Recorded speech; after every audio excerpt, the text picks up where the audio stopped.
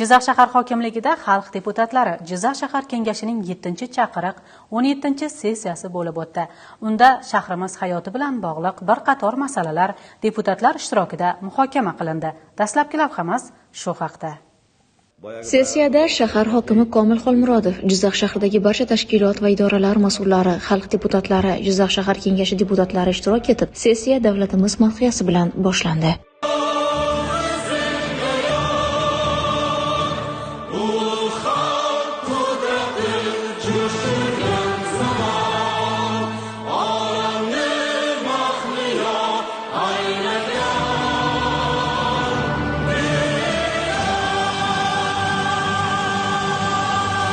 Sessiyani xalq deputatlari Jizzax shahar kengashi raisi Musoxon Imomov olib bordi. Dastlab sessiya kotibi tayinlanib, kun tartibidagi masalalar belgilab olindi. Sessiyada birinchi masala sifatida Jizzax shahar hokimi Komil Xolmurodovning hisoboti tinglandi. Hisobotda Jizzax shahar hududida 2026-2027 yillarda ijtimoiy-iqtisodiy rivojlanishni jadallashtirish, aholi farovonligini oshirish, infratuzilmani rivojlantirish, tadbirkorlikni qo'llab-quvvatlash hamda 2026 yil mahallani rivojlantirish va jamiyatni yuksaltirish davlat dasturi doirasida amalga oshirilishi rejalashtirilgan chora-tadbirlar haqida batafsil ma'lumotlar berib o'tildi. Shuningdek, hokim o'z nutqida ayni kunlarda Jizzax shahrida barcha sohalarda olib borilayotgan islohotlarning bosh mezoni inson omili, ya'ni shahrimiz fuqarolari uchun xizmat qilishini alohida ta'kidladi. Bundan tashqari, ayni vaqtda mamlakatimizda o'tayotgan aholi va qishloq xo'jaligini ro'yxatga olish tadbirlarining borishi haqida ham fikr bildirib o'tildi.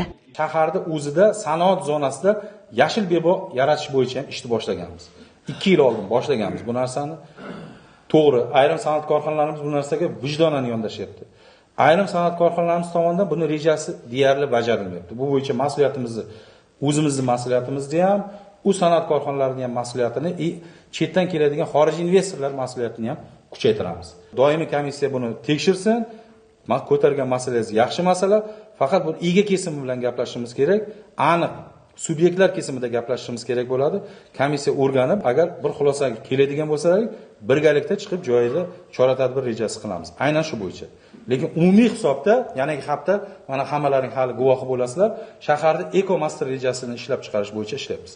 Endi chiqindilarni qayta ishlash bo'yicha Ekologiya vazirligi, viloyat hokimimizning o'rinbosarining ham xabari bor. Hozir bir nechta loyihalar, tashabbuskorlar ko'rilyapti, investorlar ko'rilyapti. Vazirlik tomonidan bitta investor tanlab olingandan keyin chiqindilarni qayta ishlash masalasi ko'tariladi. Shuningdek, sessiyada Jizzax viloyat hokimi o'rinbosari Shuhrat Jo'rayev ham ishtirok etib, hududda qurilish sohasida amalga oshirilayotgan keng ko'lamli islohotlar, infratuzilmaviy loyihalar, atrof muhitni muhofaza qilish, aholi uchun munosib kommunal xizmatlarni tashkil etishda tizimli yondashuvni ta'minlashga qaratilgan muhim vazifalarga alohida to'xtalib o'tdi. Shuningdek, sessiya ishtirokchilari tomonidan ham shahar infratuzilmasini yaxshilash, obodonlashtirish ishlarini jadallashtirish, mahallalarda mavjud muammolarni bartaraf etish, aholiga ko'rsatilayotgan xizmatlar sifatini oshirish yuzasidan qator takliflar ilgari surildi. Shuningdek, sessiya davomida Jizzax shahar iqtisodiyot va moliya bo'limi tomonidan 2025-yilning 1-2 mavsumlari davomida moliyalashtirishga yo'naltirilgan mablag'lar ijrosi yuzasidan hisobot taqdim etildi. Bugungi kunda 2025-yil 1-mavsumi xarid va qurilish ishlari to'liq yakunlangan. 2-mavsumimizda 10 ta loyihada 4 tasi tugatilib foydalanishga topshirilgan. Qolganlarida ishlar davom etyapti. Shuningdek, Oliy Majlis Senat Kengashining 2024-yil iyul oyida chiqqan qaroriga asosan so'nggi mavsumlarda ketma-ket 2 marotaba g'olib deb topilgan mahallalar, tashkilotlar uchun navbatdagi 2 ta mavsum doirasida loyiha kiritish imkoniyati cheklanishi belgilangan.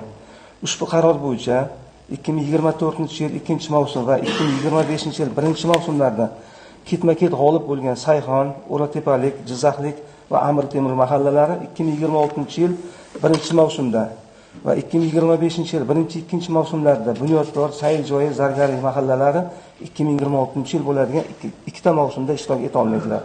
Shundan so'ng Jizzax shahar obodonlashtirish boshqarmasi tomonidan amalga oshirilayotgan obodonlashtirish, ko'kalamzorlashtirish va yo'l infratuzilmasini yaxshilash borasidagi ishlar yuzasidan Jizzax shahar obodonlashtirish boshqarmasi mutaxassislari tomonidan axborot berib o'tildi.